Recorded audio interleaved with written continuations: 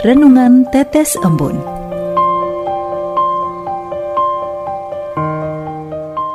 Tetes Embun, Selasa 20 Desember 2022.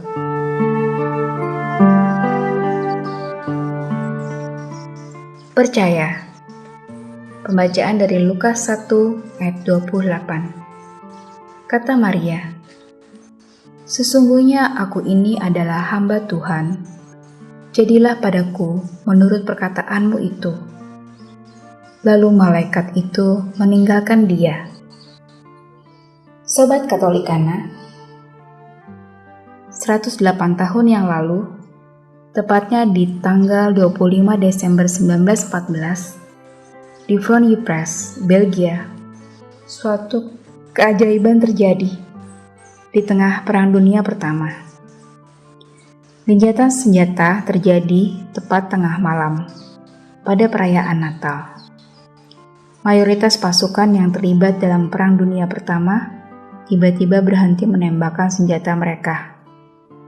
Para tentara kemudian menyanyikan lagu-lagu Natal sambil makan bersama.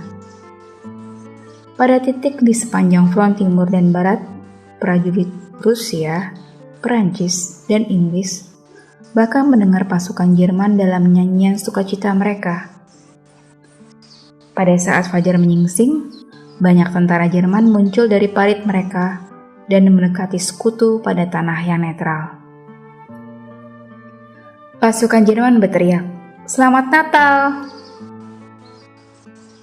menggunakan bahasa lawannya. Awalnya muncul kekhawatiran ketika pasukan Jerman mendatangi garis perbatasan. Pasukan sekutu pun mulai mempersiapkan persenjataan mereka. Namun, karena pasukan Jerman datang tak membawa senjata, kedua pihak saling percaya, sehingga kedua belah pihak kemudian berani mendekat dan mulai mengulurkan tangan untuk berjabat tangan. Akhirnya momen ini disambut tentara sekutu dengan baik dan saling menukar senyuman. Para pria bertukar hadiah, rokok, dan saling menyanyikan lagu Natal bersama-sama. Walau hanya sekejap, namun kedua belah pihak saling percaya untuk menjaga perdamaian. Walau hanya sesaat, namun mereka percaya bahwa Natal bukan sekedar perayaan simbolis, namun menghadirkan damai. Sobat Katolikana, kepercayaan yang terbangun mampu meruntuhkan kebencian dan perbedaan mereka. Dan dengan percaya, mereka dapat menikmati sebuah perdamaian. Andaikan tidak saling percaya, pastilah keajaiban Natal, yakni damai di tengah perang, tidak terjadi. Sobat Katolikana, gambaran mengenai kepercayaan ini tergambar pula dalam kisah Injil Lukas yang mengetengahkan mengenai kisah kelahiran Tuhan kita Yesus Kristus, di mana Allah berinkarnasi menjadi manusia, mengambil wujud seorang hamba, dan dengan seorang wanita untuk dilahirkan ke dunia. Bunda Maria menerima dengan penuh kepercayaan terhadap berita dari malaikat Tuhan Gabriel. Kepercayaan akan berita yang dibawa oleh malaikat itu menghapus ketakutan Bunda Maria. Sebab sejak dahulu, orang yang hamil tanpa status pernikahan itu dianggap aib. Karena itu, siapapun perempuan yang mengalaminya akan menutupinya sedapat mungkin. Bila ketahuan, pasti mendapat sanksi sosial, dikucilkan, dan harus menanggung malu. Dalam budaya Yahudi tempat Maria hidup, hukumannya dirajam batu karena dianggap hamil di luar pernikahan, sebagai bagian dari berzina. Karena itulah, ketika malaikat Gabriel datang kepadanya dan memberitahukan bahwa ia akan mengandung, Maria berkata, "Bagaimana hal itu akan mungkin terjadi karena aku belum bersuami?" Secara kemanusiaan, Bunda Maria pasti membayangkan betapa dahsyat hukuman yang akan diperolehnya. Ia pasti bergolak secara mental. Apa kata orang dan pembelaan apa yang akan disampaikannya? tetapi ia memilih percaya total akan kehendak Allah. Sesungguhnya aku ini adalah hamba Tuhan, jadilah padaku menurut perkataanmu itu. Ia tidak menolak, tetapi menerima dengan percaya sepenuhnya berserah kepada Allah. Maria tahu bahwa Allah berkuasa menolong dan melindunginya, sehingga dengan percaya, dengan kerendahan hatinya, Bunda Maria mengajarkan untuk berani terbuka terhadap kehendak Allah dan beriman kepada Allah dengan total.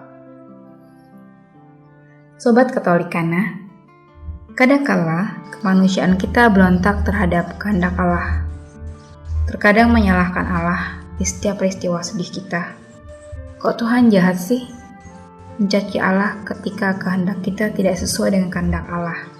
Duh, Tuhan tidak sayang saya nih, karena doa-doa saya tidak dikabulkan. Bahkan tak jarang kita menolak kehendak Allah, bahkan berusaha menyetir kehendak Tuhan. Jika Engkau tidak menenangkan kami khawatir ya Allah tidak ada lagi yang menyembah-Mu. Sobat Katolikana, ungkapan-ungkapan tersebut merupakan contoh yang banyak terjadi di dalam masyarakat kita. Tantangannya, yakni setiap hari kita diperhadapkan pada ujian yang menuntut keteguhan iman.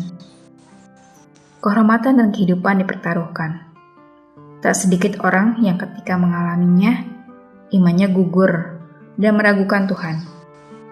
Mereka takut direndahkan, takut kehilangan pekerjaan, takut dihukum, dan lain-lain. Karena itu, sebagai seorang Katolik, belajarlah dari kesetiaan dan kepercayaan Maria secara total, bahwa Allah tidak akan memberikan yang terburuk, namun yang terbaik di antara yang paling baik. Marilah berdoa. Ya Yesus andalanku, aku bersyukur kepadamu karena menghadirkan Bunda Maria sebagai teladan iman. Mampukan hatiku untuk berani berkata, terjadilah menurut kehendak-Mu. Ajarlah aku percaya, agar hanya kehendak-Mu yang terjadi dalam setiap jengkal jalan hidupku, sebab Engkaulah Raja yang mulia dan kekal untuk selama-lamanya. Demi Yesus Kristus, Tuhan kami. Amin.